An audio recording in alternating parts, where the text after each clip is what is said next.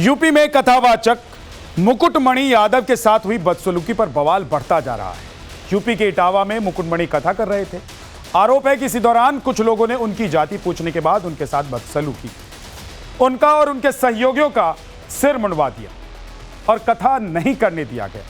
सवाल उठा कि मुकुटमणि सरनेम बदलकर कथा क्यों कर रहे हैं। कल नवभारत ने अपने 1 बजे की डिबेट में इस मुद्दे को उठाया और इसके बाद अखिलेश यादव ने कथावाचक मुकुटमणि के साथ प्रेस कॉन्फ्रेंस भी।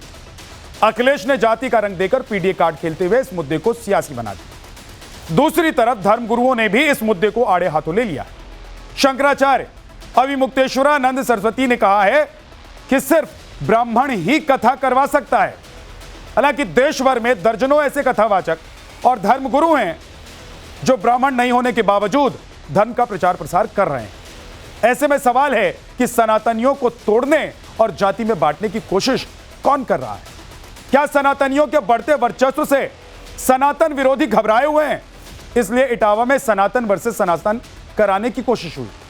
आज इसी मुद्दे पर डिबेट करेंगे, लेकिन सबसे पहले आपको एक रिपोर्ट दिखाते हैं कि कल से लेकर अभी तक इस मुद्दे पर क्या किसने कहा है और क्या क्या हुआ है।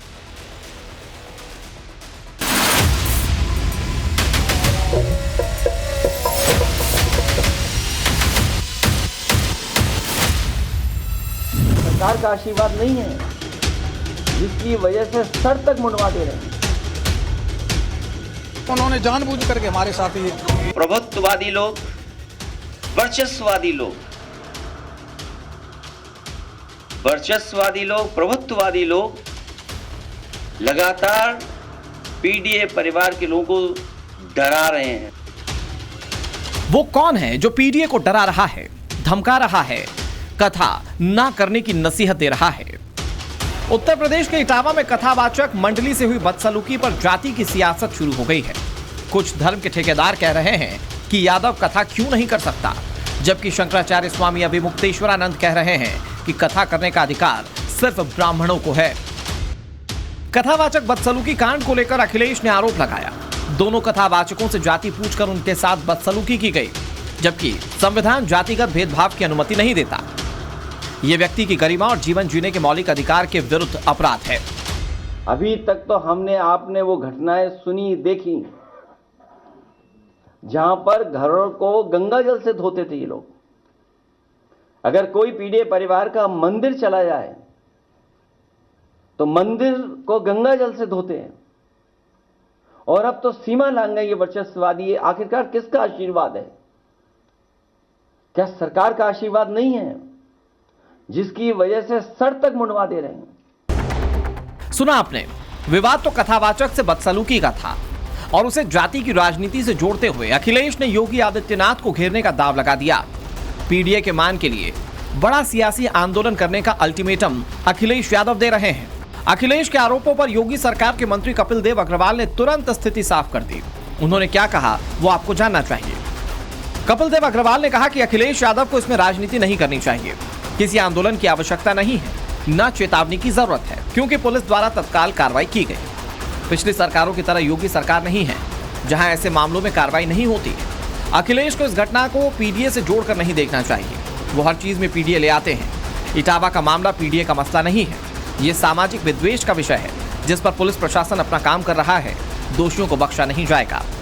वहीं ब्राह्मण महासभा के प्रदेश अध्यक्ष अरुण दुबे ने कहा कि अखिलेश यादव यादवों और ब्राह्मणों को भिड़ाने का काम कर रहे हैं। कोई भी कथावाचक बन सकता है, किसी भी जाति का बन सकता है, लेकिन अपनी जाति छुपाकर गद्दी पर बैठना ये संविधान का उल्लंघन है। बिना मतलब में भिड़ाने का कार्य है।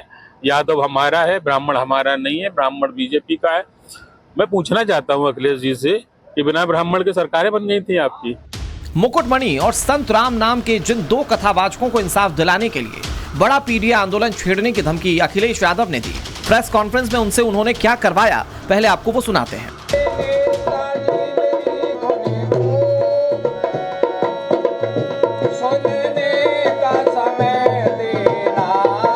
है ना गजब।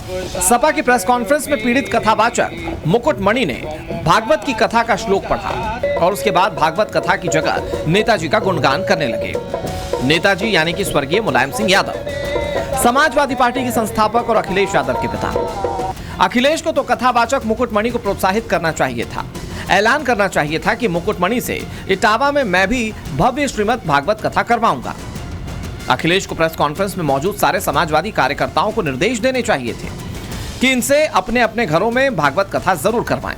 अखिलेश कार्यकर्ताओं से कहते हैं कि अपने गांव समाज में इन्हें न्योता देकर कथा के लिए बुलाएं। इनका सार्वजनिक तौर पर सम्मान होना चाहिए। बजाय इसके अखिलेश यादव कथावाचक मुकुटमणि से नेताजी का गुणगान करवाते रहे। क्या इसलिए कि उत्तर प्रदेश की सियासत में उन्हें पीडीए की राजनीति का नया चेहरा बनाया जा सके। लेकिन अखिलेश कह रहे हैं कि सरकार को पीडीए से आपत्ति है तो कानून बना दे। अगर भाजपा को लगता है कि भागवत या कोई कथा कहने पर एक वर्ग विशेष का ही अधिकार है, तो फिर वो इसके लिए भी कानून बना करके दिखा दें। कई बार कई कानून के लिए बहुत दावा करते हैं लोग,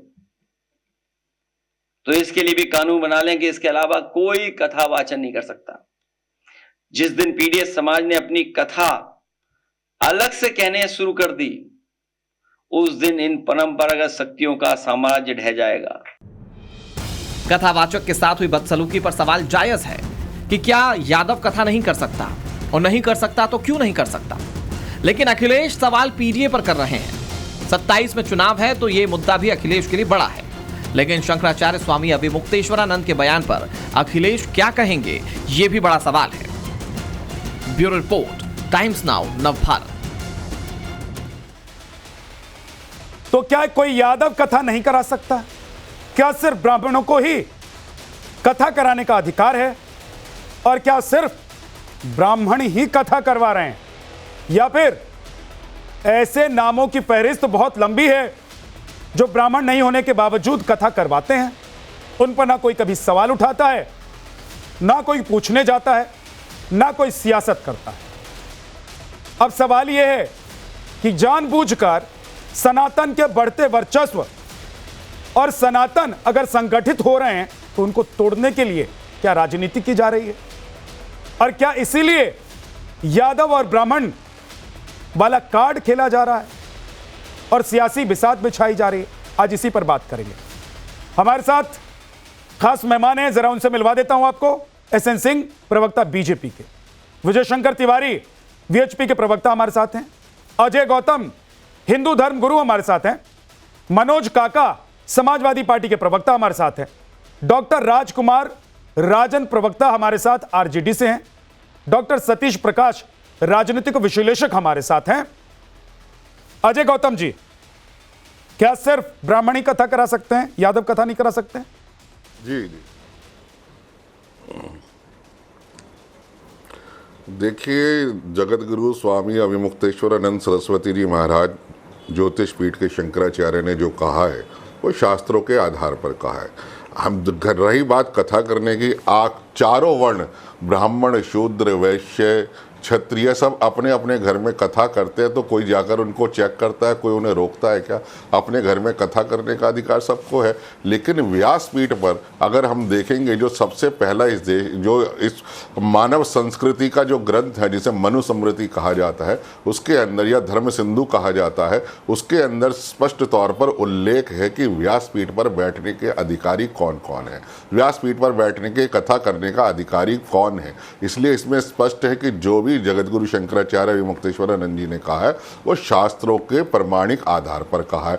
दूसरी बात मैं कहता हूं इसको राजनीतिक रंग देने वाले अखिलेश यादव से, कि इस अखिलेश यादव ने वर्ष 2013 में ब्राह्मणों की जातियां पूछकर क्या उनके ऊपर लाठियां नहीं चलवाई थी? क्या जो विद्या मठ के छोटे छोटे बटुक थे, उनकी जातियां देख के, उनका जनेऊ देख के, उनकी शिखा देख के उनके ऊपर उनको दौड़ा दौड़ा कर नहीं पीटा था इसने? इनको तो बोलने तक का अधिकार नहीं है। ये तो ब्राह्मण विरोधी रहे हैं शुरू से, ये तो शुरू से इस संस्कृति के विरोधी रहे हैं कि कोई रहे ना।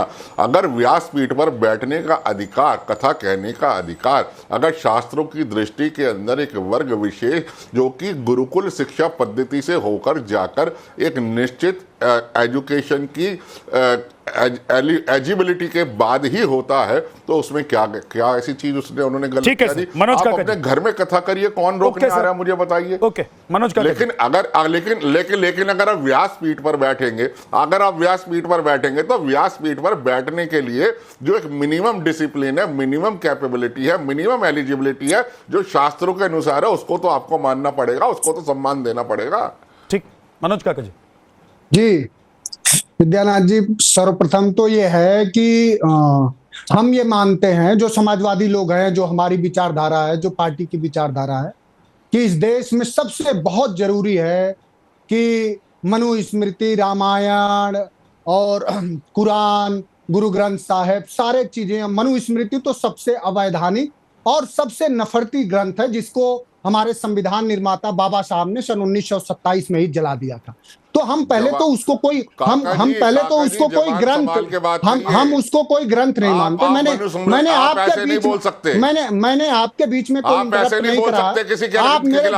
आप मेरे जुबान पर मत जाइए, आप कम से कम मर्यादा रखिए। मैंने आपको इंटरप्ट नहीं किया, मेरी पूरी बात हो जाने दीजिए। आप ऐसे मत अपमानित करिए ना। मैं आपसे कह रहा हूं, मैं आपसे कोई संवाद नहीं कर रहा हूं, बात पूरी हो, बात पूरी। मैं कोई ग्रंथ, आप एक बार नहीं 1000 बार हम लोग कहने वाले हैं कि हम लोग भारतीय संविधान को मानने वाले लोग हैं। मनुस्मृति जो नफरत फैलाता है, जो मनुष्यों के बीच में भेद पैदा करता है, जो एक मनुष्य को श्रेष्ठ और एक मनुष्य को नीच बताता है, ऐसे किसी भी ग्रंथ की भारतीय हिंदुस्तान में और भारत के लोकतंत्र में कहीं कोई जगह नहीं है। जो बाबा साहब ने किया वो सबसे अच्छा किया। जो लोगों ने वहां चोटी काटी, जिन लोगों ने मूत्र से शुद्धिकरण करा, उनसे हम लोग ये जानना चाह रहे हैं कि किस भारतीय ग्रंथ में, किस भारतीय पुराण में जो भागवत कथा वो लीला पुरुषोत्तम भगवान कृष्ण के बारे में हो, जो स्वयं यादव थे, उन अब यादवों को भागवत कथा कहने से रोकना। अगर उन्होंने कोई अभद्र व्यवहार करा, अभद्र तरह के किसी व्यवहार का व्यवहार अगर उन्होंने करा, तो क्या उत्तर प्रदेश की पुलिस नहीं थी? आप पुलिस को सूचना देते, लेकिन बाद में आक्षेप लगा देना। असल में ये वही लोग हैं जो सदियों से जो अपनी श्रेष्ठता बनाए रखना चाहते हैं। वो चाहते हैं कि मंदिरों पर उनका अधिकार रहे, वो चाहते हैं कि शासकीय व्यवस्थाओं पे रहे, न्यायालयों में रहे। वो नहीं चाहते कि भारत का संविधान इस जन जन के मन में जाए। कम से कम इन नफरतियों को एक चीज पढ़ लेनी चाहिए। इन नफरतियों को सजा मिलनी चाहिए और इन नफरतियों को जेल के अंदर डाल देनी चाहिए। इन नफरतियों को गिरफ्तार किया गया है। अब मनोज काका जी, आपने जिस बात से शुरुआत की थी उस पर मेरा एक सवाल आपसे है, उसके बाद बाकी जो पैनलिस्ट बैठे हुए हैं वो भी आपसे सवाल जवाब करना चाहते हैं, वो भी आपकी बातों को काउंटर करना चाहते हो, करेंगे। आपने कहा कि सबसे पहले मनुस्मृति और उसके बाद आपने नाम लिया रामायण का। तो क्या आपको रामायण में विश्वास नहीं है? आपको भागवत गीता में विश्वास है, आपको रामायण में विश्वास नहीं है? आप मनुस्मृति की तरह क्या रामायण को भी जला देना चाहते हैं? क्या आप चाहते हैं कि राम का नाम मिट जाए इस देश से? आपका प्रश्न पूरा हो गया। बोलिए। आप इतना उन्मादी हो करके और इतना उत्तेजित ना होइए। साधारण भी कहेंगे तो मैं आपके प्रश्नों का उत्तर सर, मैंने आपकी बात पूरी सुनी थी और मैंने आपसे सवाल किया। अब आप उसका जवाब दीजिए। आप उन्मादी होकर दीजिए, प्रेम से दीजिए, लेकिन मैं एक सनातनी हूं। अगर आप रामायण को जलाने की बात करेंगे, राम को मिटाने की बात करेंगे, तो मैं मेरे अंदर उन्माद आएगा। अब बोलिए सर। बात नहीं करी मैंने, रामायण जलाने की बात नहीं करी। आपने अपने शब्द मेरे शब्दों में आपने, मैं वो क्लिप निकलवा देता हूं मनोज काका जी। आपने कहा कि सबसे ज्यादा खराब तो ये मनुस्मृति है, इसको जला देना चाहिए। उससे पहले आपने नाम लिया कि रामायण, मनुस्मृति, रामायण, और रामायण पर जाने से पहले आपको लगा कि आप बोलकर गलती कर देंगे, आप रुक गए। लेकिन आपके अंदर की बात जो थी वो जुबान पर आते आते रह गए। स्थान नहीं है मनुस्मृति का इस देश में, कहीं कोई स्थान नहीं है। एक आप जैसे लोगों के लिए मैं ये कह रहा हूं, रामायण में भी जो बातें अगर भेद पैदा कर रही है, किसी भी हमारे ग्रंथ में जो मानवता में एकता न लाए, जो भेद पैदा करे, जिसमें कुछ इस तरह के दोहे हों और चौपाई हों, जो लोगों को किसी को शूद्र बताता हो, किसी को श्रेष्ठ बताता हो, ऐसे दोहों का हत्यारे हैं विद्यानाथ जी।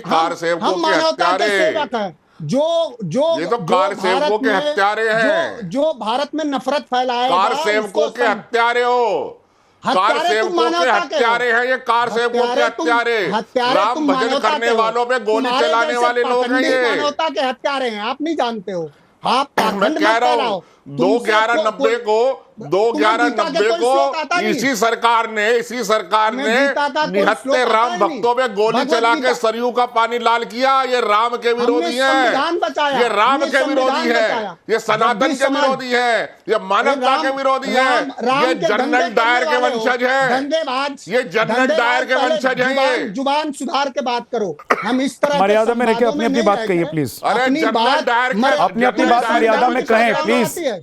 तुम्हारे संविधान की प्रस्तावना आती है, जरा संविधान की प्रस्तावना पढ़ो, संविधान की प्रस्तावना पढ़ के सुनाओ। विद्यानाथ जी, ये देश संविधान से चलेगा और इस तरह के किसी भी कृत्य की समाजवादी पार्टी मनोज काका समर्थन नहीं करती है, उसका पुरजोर मैं आपके इस बात का समर्थन करता हूं कि ये देश संविधान से चलेगा, चल रहा है और चलता रहा है और आगे भी चलेगा, उसको कोई बदल नहीं सकता है जी। ये लोकतांत्रिक देश है, इसमें सबको अपनी बात कहने का अधिकार भी है। लेकिन मैं ये जानना चाहता हूं, विजय शंकर तिवारी जी, मैं आऊंगा वापस आपके पास। मनोज जी, विजय शंकर जी, आप एसएन सिंह जवाब देना चाहते हैं, बोलिए, उसके बाद विजय शंकर तिवारी के पास जाऊंगा, बोलिए। नहीं, सवाल ये है कि मैं ये जानना चाह रहा हूं, संविधान से चल रहा है और संविधान से ही चलेगा, किसने किसको मना किया है। लेकिन होता क्या है कि जब कोई व्यक्ति सत्ता पाने के लिए ये सौगंध ले लेता है कि हम समाज में आग लगा देंगे, हम संविधान को जला देंगे, रामचरितमानस की पुस्तकें जला देंगे, बदायूं में जो लड़कियां पत्ता बीनने जाएंगी उसका अपहरण करा देंगे, ऐसी समाजवादी पार्टी जब प्रेस कॉन्फ्रेंस करती है तो सैकड़ों सवाल उठते हैं कि जब आपकी सरकार रहती है तो इसी इटावा में एक ब्राह्मण परिवार को नंगा करके उसके मुंह पे कालिक पोत के पूरे गांव में घुमाना किस संविधान में लिखा हुआ है। और मैं मनोज काका से जरूर ये बात पूछना चाहूंगा कि रामायण की विसंगतियों को आप हटाने की बात कर रहे हैं, लेकिन जो 3 तलाक वाली विसंगति है उसमें समाजवादी पार्टी के मुंह पे ताला लग जाते हैं। जो हलाला वाली विसंगति है उस विसंगति पे समाजवादी पार्टी के मुंह में ताले लग जाते हैं। अरे ताले लग जाते हैं मुजफ्फरनगर में जब एक विशेष समुदाय के साथ खड़े होकर जब पीड़ित परिवार की किसी बेटी के साथ अभद्रता होती है तो आप अयोध्या में खड़ा होने से मना कर देते हैं, आप आजमगढ़ में खड़ा होने से मना कर देते हैं, आप मना कर देते हैं मऊ और मुजफ्फरनगर में, कानपुर में, बदायूं में, बरेली में, जहां पीड़ित परिवार उसी पीड़िता परिवार उसी जाति धर्म से आती है। चूंकि आपको हिंदू धर्म को बांटना है इसलिए इस तरह के षड्यंत्र रचना। साफ साफ विद्यानाथ जी, समाजवादी पार्टी ने सौगंध खा रखा है कि किसी न किसी तरह के हमको समाज में विद्वेष पैदा करना है, हिंदुओं को जातियों में बांटना है। नहीं तो मैं कह रहा हूं आवाज उठानी चाहिए। तो आप आवाज आजमगढ़ में क्यों नहीं उठाते हैं जहां एक यादव एक दलित परिवार की बेटी के साथ दुष्कर्म करता है? आप आवाज अयोध्या में क्यों नहीं उठाते हैं जहां एक विशेष समुदाय का व्यक्ति एक हमारी बहन के साथ दुष्कर्म करता है? ये आवाज सिर्फ इसलिए उठाया जाता है एसएन सिंह जी, क्योंकि उनका दृष्टिकोण बहुत क्लियर है। उनको यादवों के लिए और मुसलमानों के लिए काम करना है। उन्होंने पीडीए, पिछड़ा दलित और अल्पसंख्यक, उन्होंने जो बात कही है वो बहुत क्लियर है। सोचिए आप एसएन सिंह, पत्रकार हो कि नहीं हो, क्या बात कर रहे हो? विद्यानाथ जी, अब 10 सेकंड दीजिए ना। विद्यानाथ जी से पूछिए साधु रितंबरा जी किस जाति से है, भानुमा भारती जी किस मनोज काका, मुरारी बापू मनोज काका, ये आप लोगों, मनोज काका एक सेकंड, एसएन सिंह रुक जाइए, तो एसएन सिंह रुक जाइए। मनोज काका मेरी बात सुनिए, मनोज काका सुनिए, मेरी बात सुनिए। मनोज काका, ये आपका संस्कार है, ये आपकी पार्टी की संस्कृति है। अखिलेश यादव पीठ थपथपाएंगे आपकी कि तुम तड़क करके आए हो, ये सिखाया आपने, ये आपकी पार्टी में ट्रेनिंग मिलती है आप लोगों को, बोलने की तहजीब नहीं है। क्या बात करेंगे आप लोग, क्या समाज को संदेश देंगे और क्या सरकार चलाएंगे आप लोग, जब पैनल में बैठकर आप लोग तमीज से बात नहीं कर सकते? क्या बात कही है कि दो लोगों की ये तरीका है, यही सिखाया आपने, स्कूल में यही पढ़े आप, समाजवादी पार्टी में यही सिखाया जाता है आप लोगों को। पत्रकारिता पढ़े हो और अखिलेश यादव आपको सुनेंगे तो खुश होंगे कि बाबा मनोज काका ऐसे बोलकर आए हैं। यही पत्रकारिता पढ़ा है तुमने कि समाजवादी पार्टी दो आगे ना पार्टी है, दिखा दी ना, आपने दिखा दी ना कि आप कौन से स्कूल से पढ़े। आपने दिखाया ना, आपने दिखाया ना कि आप कौन से स्कूल से पढ़े मनोज काका, सबसे बड़ी आपने दिखा दिया है। अगर आप लोगों को लोग गुंडा कहते हैं, आप लोगों को लोग कहते हैं, आप लोगों पर आरोप लगता है कि आप लोग बदतमीजी करते हैं, तुम्हारे जैसे और क्रिमिनल पार्टी, आप लोगों के रहते हुए क्रिमिनल्स बढ़ जाते हैं, आरोप लगते हैं आप लोगों पर। देशों के रैंकिंग में 160वें नंबर पर ले आई है। आप अपनी रैंकिंग देखिए ना मनोज काका, मेरी चिंता छोड़ दीजिए। मैं ये कह रहा हूं कि क्या आप उसी स्कूल से पढ़े हो? अखिलेश यादव को तो मैंने नहीं देखा कभी तुम तड़ाक करके पैनल में बैठकर या इंटरव्यू देते हुए बात करते हुए। आप लोगों को कौन ये संस्कार दे रहा है? अरे क्यों नुकसान पहुंचा रहे हो समाजवादी पार्टी को? मनोज काका पे मत जाओ, अखिलेश यादव मैं अखिलेश यादव पर ही जा रहा हूं। तुम्हारा काम है कि आप कोई भी सवाल करो। मेरा काम सवाल पूछना है और आपका काम तुम तड़ाक करना है ना। आपका काम तुम तड़ाक करना है। ये आपका संस्कार है, ये आपकी पार्टी की संस्कृति है क्या? आप इस तरह की पत्रकारिता मैं आपसे पूछ रहा हूं, मेरी पत्रकारिता छोड़ दीजिए। मेरी पत्रकारिता मुझे सीखने की जरूरत नहीं है। आप पहले बोलने की तमीज सीख के आइए। क्या करने लगते हो? आप पहले बोलने की तमीज सीख कर आइए।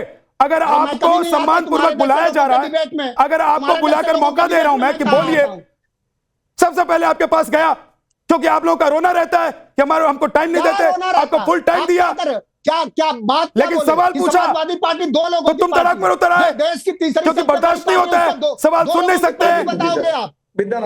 मनोज काका जी, देश बहुत आगे निकल चुका है। बच्चे पढ़ने लिखने लगे हैं। जैसे नफरती लोग जो और ये भाषा और ये संस्कृति, ये आप लोगों के लिए नुकसानदायक है। भाषा और संस्कृति मत सिखाओ। विद्या, आप भाषा संस्कृति अपने आप सीखो। मनोज काका, बीच में पहले ये समझो कि बात कैसे कर रहे हैं आप। पहले ये सीखिए कि पैनल में बैठकर, नेशनल टीवी चैनल पर बैठकर, जब आप अपनी पार्टी को रिप्रेजेंट कर रहे हैं, जब आप अखिलेश यादव को रिप्रेजेंट कर रहे हैं, और तो आपको बोलना कैसे है? नेशनल चैनल पे आप उत्तर मत दीजिए। अगर आपके पास जवाब नहीं है, आप जवाब मत दीजिए। पहले यह सीख कर आइए कि बोलते कैसे हैं। तुम्हारी जी हजीरी में जी हजीरी भरूंगा, तुम एक दरबारीगिरी करोगे। दरबारी का मैं समझ सकता हूं आपकी ये भाषा। क्या भाषा? आपकी ये भाषा मैं समझ सकता हूं। आप जिस स्कूल से पढ़े हैं ना, आप जिस स्कूल से पढ़े हैं वहां यही सिखाया जाता होगा। लेकिन मैं जिस स्कूल से पढ़ा हूं वहां यह नहीं सिखाया जाता कि पैनल में बैठकर तुम तड़ाक करो, बदतमीजी से बात करो। अगर सवाल का जवाब नहीं है तो उसी के हकदार हो, तो एंकर को कटघरे में खड़ा कर दो। करूंगा। आप सवाल करोगे तो सवाल, मैं सवाल करूंगा, और अगर सवाल का जवाब नहीं है तो मुंह पर उंगली रख के बैठ जाइएगा, बोलिएगा कि मैं जवाब नहीं दे सकता हूं। बदतमीजी मत करना। समाजवादी पार्टी सारे बहुजनों की पार्टी है। मनोज काका, बदतमीजी नहीं, बदतमीजी नहीं, गुंडागर्दी नहीं, गुंडागर्दी नहीं कर रहे। ये न भारत है, लग रही है तो लग, ये न भारत है, यहाँ गुंडागर्दी नहीं। चलो, मैंने बहुत नव भारतों को देखा है, क्या है वो उस पर मैं नहीं जा रहा हूँ। हाँ, मैं जो सवाल बहुत न भारत देखा होगा, ये न भारत नहीं देखा होगा। ये न भारत नहीं देखा होगा मनोज काका। आप, तुम्हें संविधान, आप आराम से, आपको मैं सवाल करूंगा। अगर सवाल का जवाब नहीं दे सकते तो बोलिए कि मेरे पास इस सवाल का जवाब नहीं है, आप कन्नी काट लीजिएगा। मैं समझ जाऊंगा कि आप जवाब नहीं दे पाएंगे। आप सवाल रुक जाइए, तुम्हें पूरा आप रुक जाइए। मनोज काका, आप चाहते हैं कि मैं आगे भी आपसे सम्मान पूर्वक बात करूं तो आप रुक जाइए, थोड़ा सा पानी पीजिए, लौट कर आऊंगा। तब तक सोचिएगा कि आपने क्या बोला। मैंने कुछ गलत रुक जा, वही ना, पता है सबको, इसीलिए आप लोगों की हालत आज ये। रुक जाइए। अच्छा लगा विजय शंकर तिवारी जी।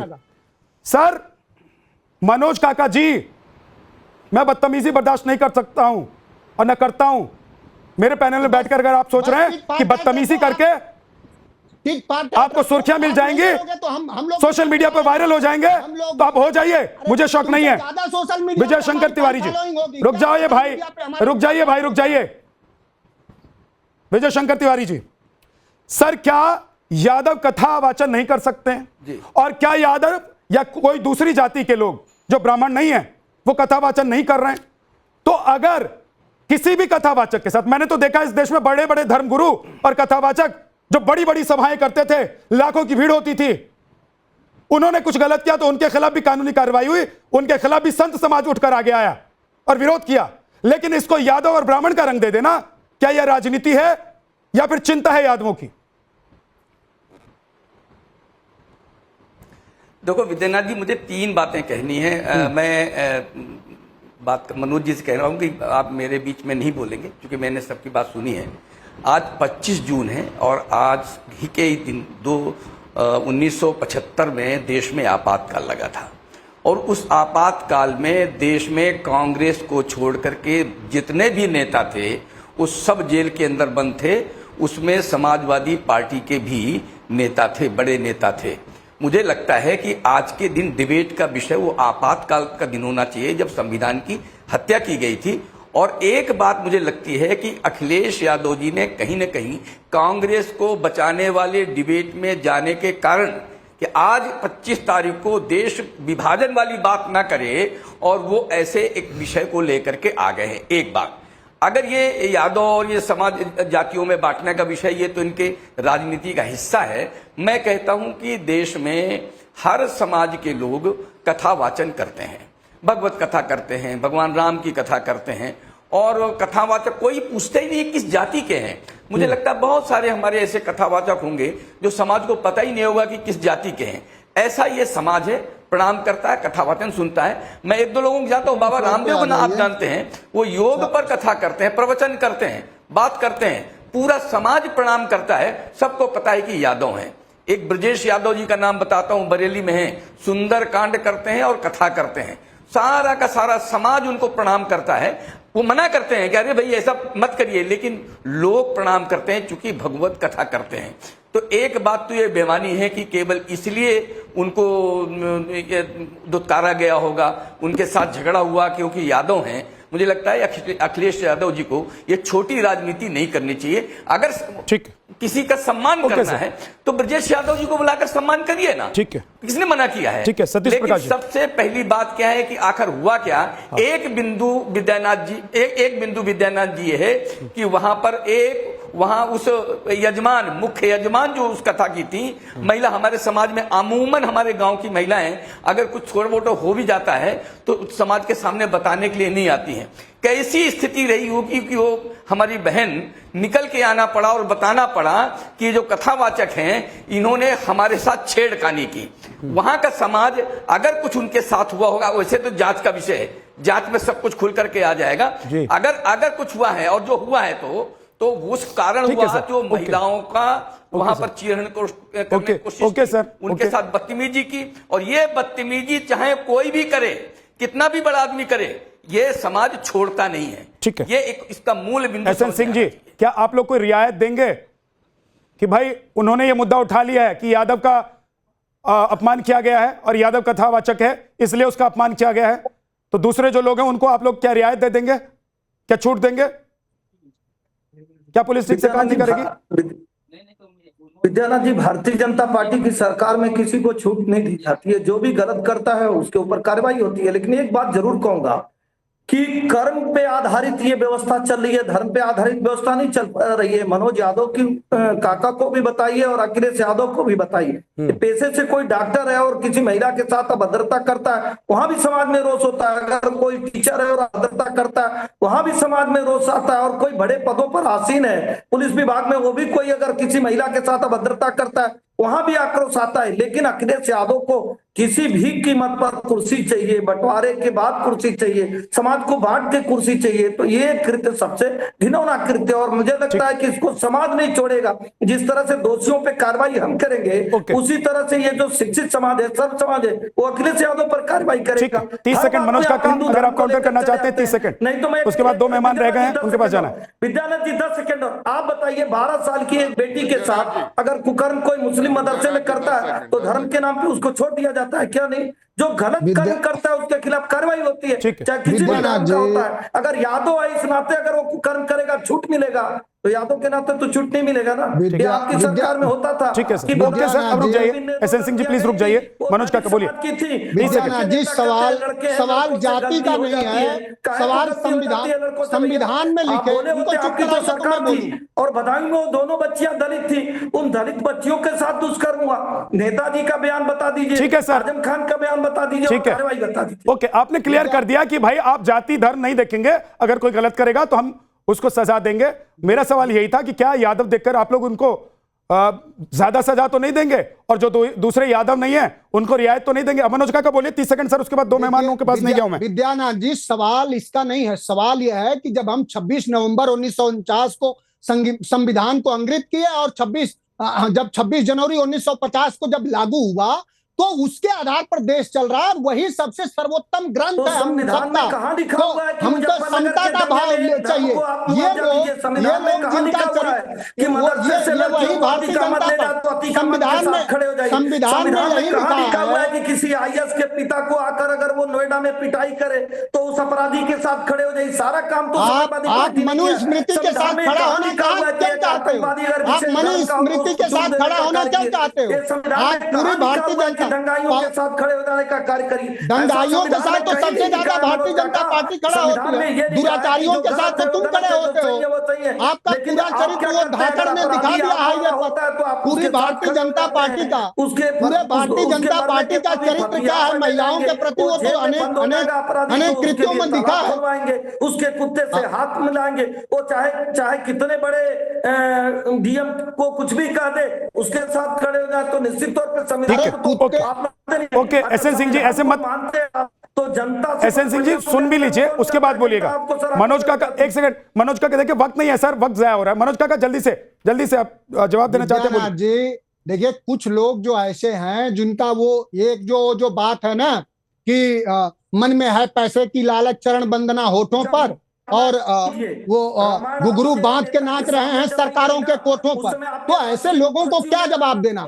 पूरी बीजेपी का चरित्र तो लोगों ने उत्तर प्रदेश के बीएचयू के संस्थान से लेकर के और दिल्ली मुंबई हाईवे पर देखा है धाकड़ ने किस तरह। तो पूरा बीजेपी का चरित्र तो महिला विरोधी रहा है, दलित पिछड़ा विरोधी। आप दोनों रुक जाइए, आप दोनों रुक जाइए। सतीश प्रकाश जी, दलित पिछड़ा, सतीश प्रकाश जी। ओके मनोज काका, दलित पिछड़ा और महिला मनोज काका रुकिए, नहीं देख सकते। ठीक है। ओके एसएन सिंह आप भी प्लीज रुकिए, नहीं तो देखिए प्लीज आप लोग लगातार ऐसे बोलते रहेंगे, मुझे ऑडियो डाउन कराना पड़ेगा। अच्छा नहीं लगता सर, अच्छा नहीं लगता बिल्कुल ऐसे। आप दोनों का ऑडियो मुझे डाउन कराना पड़ेगा। दोनों रुक जाइए। सतीश प्रकाश जी, मेरा सवाल ये है कि अगर यादवों की इतनी चिंता है और अगर लग रहा है किसी कथावाचक के साथ बदसलूकी हुई है और अखिलेश यादव जी को इस बात की चिंता है, तो वहां जहां प्रेस कॉन्फ्रेंस अखिलेश यादव कर रहे थे वहां पर गुणगान किसका हो रहा था और क्या इसके लिए प्रेस कॉन्फ्रेंस बुलाई गई थी? सतीश प्रकाश जी। नहीं देखिए झा साहब, अभी यादव समाज तो नया है जिसका शोषण शुरू हुआ है। हम तो लगभग पिछले 1000 साल से शोषण झेल रहे हैं और मैं उम्मीद कर रहा था झा साहब कि शायद आप मुझसे शुरुआत करेंगे क्योंकि ये जातीय उत्पीड़न का मामला है। देखो एक बात का मानो कि भारत में जात की तख्ती गले में डाल करके हम जातिवाद के खिलाफ सिर्फ भारत में बोल सकते हैं। देश को आजादी के 75 साल बाद लोगों को ये कहीं ना कहीं एक उम्मीद थी कि भारत में जैसे जैसे एजुकेशन का दौर बढ़ेगा, हम वैज्ञानिक सोच की ओर बढ़ेंगे और भारत कहीं ना कहीं भारत की आबादी को जातीय व्यवस्था से छुटकारा मिलेगा। लेकिन ये सब लोगों के लिए दुर्भाग्य की बात है। जो जातीय उत्पीड़न झेल रहा है उसके लिए भी दुर्भाग्य की बात है और जो जातीय उत्पीड़न कर रहा है उसके लिए भी शर्मनाक बात है कि भारत में आज भी अगर हम आदिम युग की तरफ जा रहे हैं।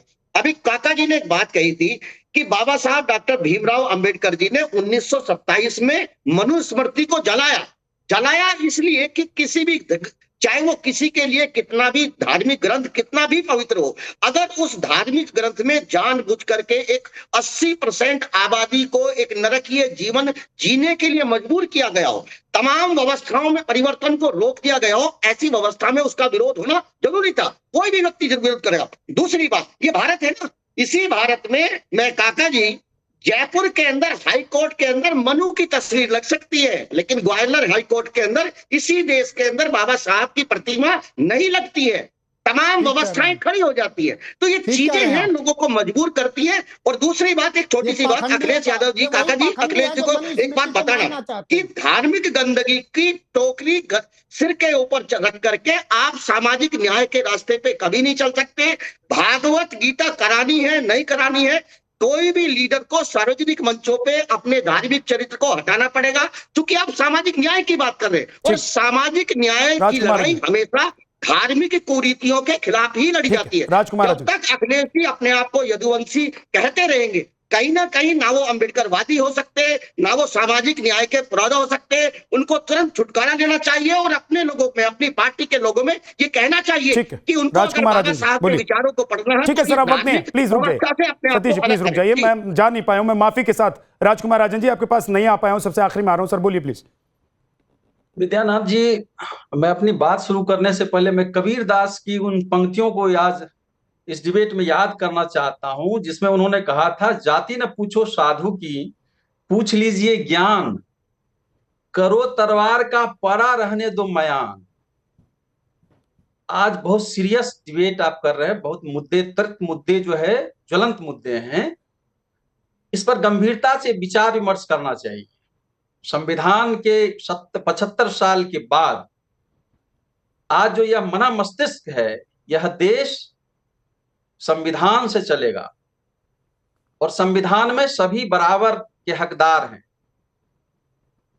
यह जो मैं कबीर दास के दोहे पढ़े, ज्ञान महत्वपूर्ण है, उस पर विवेचन करना महत्वपूर्ण है। बड़ा हैरत अंगेज बात लगती है कि आप कह रहे हैं कि यादव जाति से है। भगवत गीता के केंद्र में कृष्ण है, कृष्ण यदुवंशी के वंशज हैं।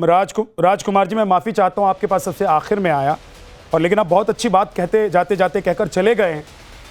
आदि गुरु शंकराचार्य से भी जब पूछा गया कि ब्राह्मण कौन है, तो उन्होंने कहा कि जिसके पास ब्रह्म का ज्ञान हो वही ब्राह्मण है, जो चरित्रवान हो वही ब्राह्मण है, जो संस्कारवान हो वही ब्राह्मण है। सिर्फ 52 कुल में या ब्राह्मण के कुल में पैदा हो जाने से कोई ब्राह्मण नहीं हो जाता है।